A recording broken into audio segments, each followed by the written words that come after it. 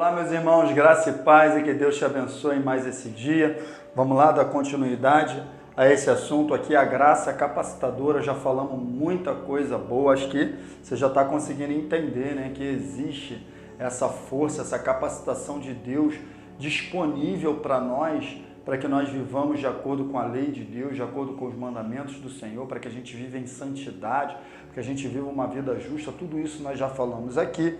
E agora eu quero te mostrar um pouquinho da diferença entre a lei e graça. Se a gente está falando de graça, a gente tem que falar um pouquinho disso aqui, né, queridos? Porque tem muitas pessoas que ficam só num aspecto dessa diferença, que é exatamente o perdão. Ah, agora estamos na graça, Deus me perdoa, legal, mas tem outras diferenças também. Não é verdade? Então vamos dar uma olhada aqui no texto de Romanos 6,13. Eu quero gastar um tempinho nesse versículo aqui para a gente comentar sobre algo interessante. Olha só. Não ofereçam os membros dos seus corpos ao pecado. Olha como é que já começa Romanos, Paulão, tempo da graça. Estamos na graça, meu irmão. E aí? Graça aqui, ó. Não ofereçam os membros dos seus corpos ao pecado, como instrumentos de injustiça. Antes, percebe que não é depois? Ó, antes ofereçam-se a Deus como quem voltou da morte para a vida, e ofereçam os membros dos seus corpos a Ele como instrumento de justiça. Sabe qual é o problema? O problema é que tem muito cristão que ele quer oferecer o corpo a Deus depois que peca. Ah, Senhor, tem misericórdia e tal. Não, a gente tem que oferecer antes. Antes, constantemente se apresentar diante do Senhor, buscar essa ajuda no trono da graça, como nós falamos, para a gente não oferecer ao pecado. É verdade. Então, o que acontece? Passamos da morte para a vida. Qual é o problema do homem? O problema do homem era a questão do pecado, né, que causava a morte espiritual, causa a morte espiritual. E o homem morto espiritualmente, esse homem que perde a comunhão com Deus, a conexão, ele simplesmente não consegue resistir ao pecado. A Bíblia vai dizer, né, que antes nós estávamos mortos em nossos delitos e pecados, seguindo a ordem do príncipe desse mundo, a potestade que governava a nossa vida. E é assim que, infelizmente, a maioria das pessoas vivem. Não conseguem resistir ao pecado. Por quê? Porque estão mortos espiritualmente. Sabe, a questão do homem é uma questão de natureza. Deus criou o homem perfeito, com a natureza dele. Deus assoprou em suas narinas o fôlego de vida, o próprio Espírito Santo. Ali, ó, fez o homem à sua imagem e à sua semelhança. Porém, quando o homem desobedece, né, a natureza do pecado entra. E aí o homem começa a ser governado pelo pecado, pela natureza do pecado, está escrito.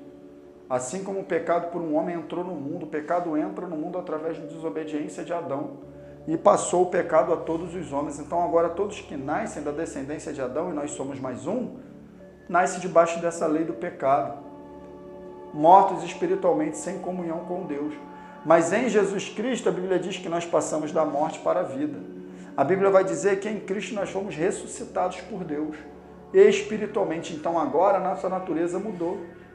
Aquele que está em Cristo, segundo aos Coríntios 5,17, é uma nova criatura. As coisas velhas passaram, eis que tudo se fez novo. Então agora nós temos a natureza de Deus. Por isso nós fomos feitos filhos. E todos quanto receberam, deu-lhes o poder, o direito de ser feito filho. Por quê? Porque todo filho tem a natureza do Pai. Então, quando nós recebemos a Cristo como Senhor e Salvador, a Bíblia diz que nós somos ressuscitados espiritualmente. O Espírito Santo vem habitar no nosso interior, gerando vida no nosso espírito. Sabe, e essa vida espiritual agora nos permite ter comunhão com Deus. Então, o que mudou da lei para a graça? É que na lei as pessoas eram mortas espiritualmente, sabe, e não conseguiam se submeter a Deus, por mais que quisessem. A Bíblia diz que o homem natural, ele não se submete a Deus, ele não pode se submeter, ele não consegue. Então tinha toda aquela questão de pecar e sacrifício. Pecar e sacrifício. Agora na graça não.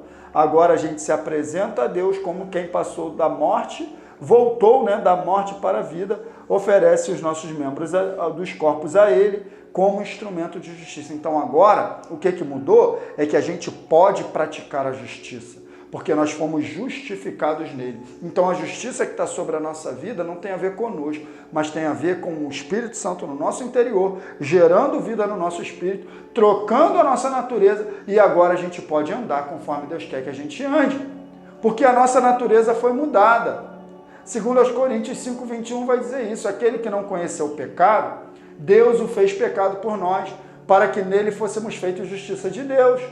Então agora a justiça de Deus está sobre a nossa vida. E o pecado, a natureza do pecado que estava sobre a nossa vida, Jesus levou. Então houve uma mudança de natureza espiritual. E nessa mudança de natureza faz com que a gente adentre na era da graça. Faz com que a gente tenha a capacitação de Deus para viver da maneira como Ele quer. Não é legal a gente entender dessa forma, queridos? A graça não é só perdão de pecado. A graça também é mudança de natureza, proporcionando uma transformação de vida. Amém? No próximo vídeo a gente dá continuidade nesse assunto, tá bom? Que Deus te abençoe no nome de Jesus.